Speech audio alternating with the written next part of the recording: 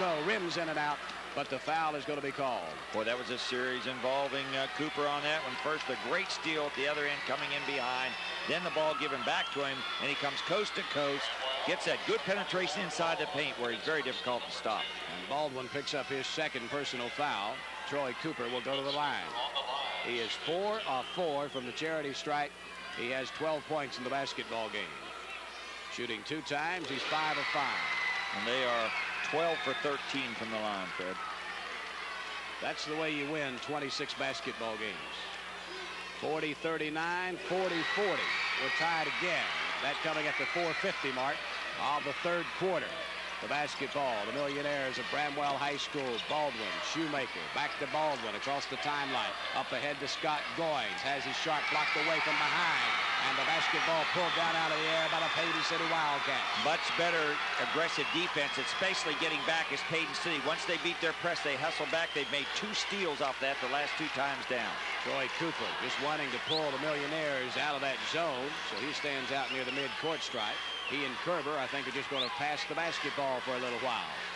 41-39, Paden City on top by 2 points. You got Troy Cooper, Mitch Kerber, and Aaron Jones out front. And now Bramwell comes out to match it up. Cooper gets around Goins, dishes it off inside to Harlan, and he's fouled as he went to the basket. Sean Jenkins that time with his third. What Paden City's Bob Burton did, once he got the lead, pull Cooper back outside with another guard and stand there and bring that defense out, because they want to put the ball on the floor to Cooper and let him penetrate and drop the ball off inside. And Sean Jenkins picks up his third personal foul. We've got a timeout on the floor. Let's take advantage of the timeout to hear this word from Shepherd College. As a high school student, maybe you've considered college, but assumed it was out of your reach. Check around. You may discover that college is more accessible than you thought.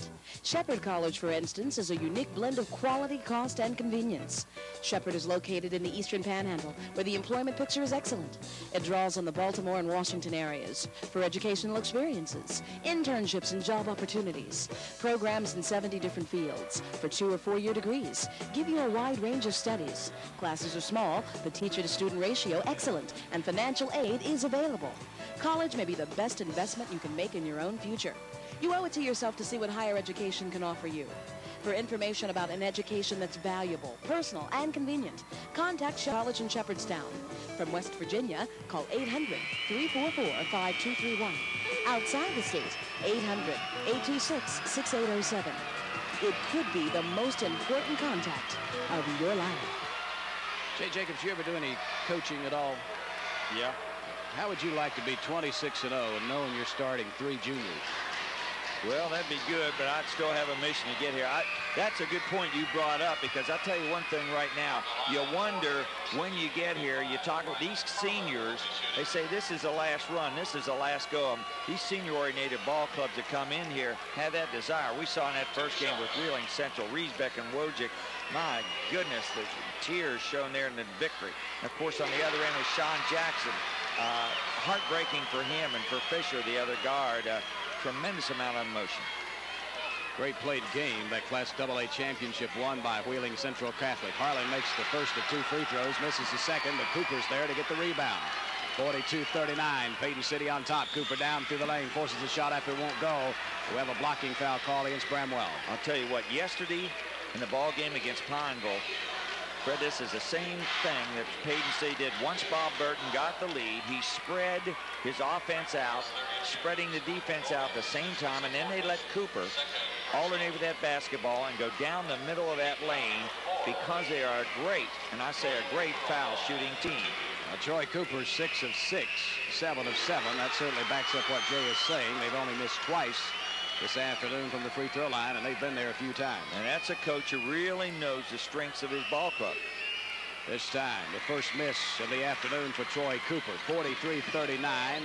The lead is 4. And held by the Paden City Wildcats. Bramwell with the basketball. Shoemaker advancing on the defense. Sends the pass far side to Baldwin. Inside to Lamont Woods. Turnaround jumper's good. Boy, he breaks low from the right side of the lane. Comes right across. Catches the ball. Turns and goes up with that left hand. He does that so nice.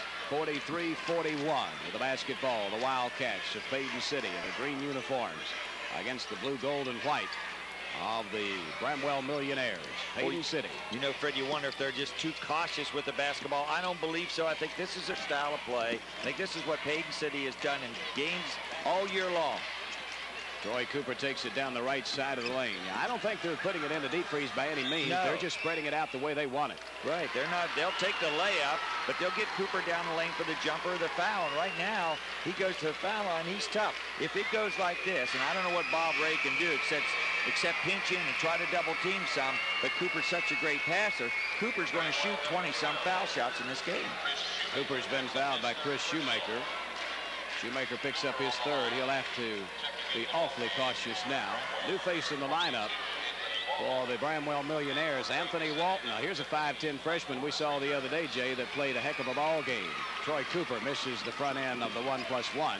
Rebound is cleared by Bramwell. We'll talk about Anthony Walton here in a second. I thought he played a tremendous basketball game the other day in the quarterfinal round. I'll tell you, he plays with such confidence. He's not afraid. He said, hey, I'm going to take that ball and go to the basket. I'll shoot any shot. He just does it. And he whips the pass inside to Jenkins. The shot won't go. The rebound cleared by Cooper for Paden City, and very wisely pulls up. Now advances on the defense. Puts the whip pass inside to Harlan. Tries to take the shot, and he's fouled. Boy, this Cooper kid, he is so smart. He pushed it down, Fred, about over the midcourt line. Then he stopped and delayed. And what he was doing right there was sort of seeing which way that defense of Bramwell was going to come back. He knew they were back with 4 men, but not really set up. He dribbled the ball, looked it over, and then just shot a nice pass inside. Credit Bob Burton for using the team with the people that he knows he has. He knows what Troy Cooper can do with a basketball, the ball handler he is. He says, we'll spread it out. You do your thing. Right. Keep the ball in his hands. Mike Harlan makes the first of 2 free throws. He'll have the second opportunity. Makes both of them. It's 45-41. Good free throw shooting team, the Paden City Wildcats. I'd really have to be, excuse me, Fred, I'd really have to be concerned if I'm Bob Ray, because right now, this is Paden City. They are really in control of this one, although it's only a 4-point lead. 45-41. Anthony Walton tries to cut into it. The shot won't go. The rebound cleared by Heasley. For Paden City, he gives it to Mr. Cooper. And Mr. Cooper's in charge right now across the timeline with the basketball up ahead. He gets it to Kerber. Back outside to Troy Cooper. Down through the lane. Dishes it off to Heasley. The shot won't go on the rebound. The first foul, though, is going to be called against Bramwell. If I'm not mistaken, I think Sean Jenkins picked up number 4. Well, you're playing back there with Lamont Woods, or you're playing back there with Sean Jenkins, your big power people. They're not effective right now on offense because they're not getting the ball. On defense is sort of playing the back line, and they have to pick up that penetration of Troy Cooper. What do? Do you pop out or what? Try to stop Cooper. If you don't, he shoots a jump shot. If you do, he dishes it off. Well, Jenkins didn't get 4, but Lamont Woods got his third, and that made me even more dangerous. At the free throw line, Heasley misses the front end of the 1+1. Rebound tracked down in the corner, and traveling is called on the Bramwell Millionaires. Turnover number 4. I'll tell you, Fred, Bob Ray probably could use a timeout. I know he's looking 2:11 on the clock and probably wants to run it to the quarter, but I'll tell you, he could get in trouble here in 2 minutes very quickly.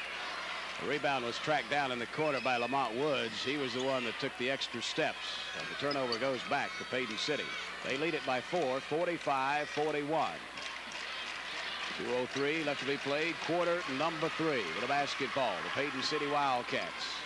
Top of the circle, Troy Cooper. Far side. The pass goes to Kerber. Right back to Troy Cooper, and he's fouled by Anthony Walton. That'll be his first. That's just a freshman mistake by Walton. He took a risk. It just wasn't there. He tried to power outside and make a good passing lane steal on Cooper, but you're sending your best foul shooter line, although I believe he's been there the last 2 times and missed the front end of a 1-on-1. In his first 7 in a row, he's missed his last 2 in a row. Standing up there on the front end of the 1+1, he makes this one. He'll get on a roll now. He'll probably run off about 10 straight. He has 16 points in the basketball game. Ready again. He has 17. And it's 47-41. The lead is 6, held by the Paden City Wildcats with 1:49 left and counting in period number 3. Shoemaker with the basketball for Bramwell. Gets it to Scott Goins on the near side. Looking at a 2-1-2 shifting zone by the Paden City Wildcats. Shoemaker with the basketball, top of the circle, now through the free throw circle, sends the pass far side to Scott Goins. His shot bounces around a couple of times, won't go. Walton has the rebound, sends it back up, still won't go. Anderson's there to clear the boards for the Wildcats of Paden City, and very wisely he gives it over to Troy Cooper.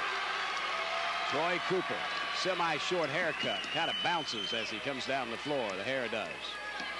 Doesn't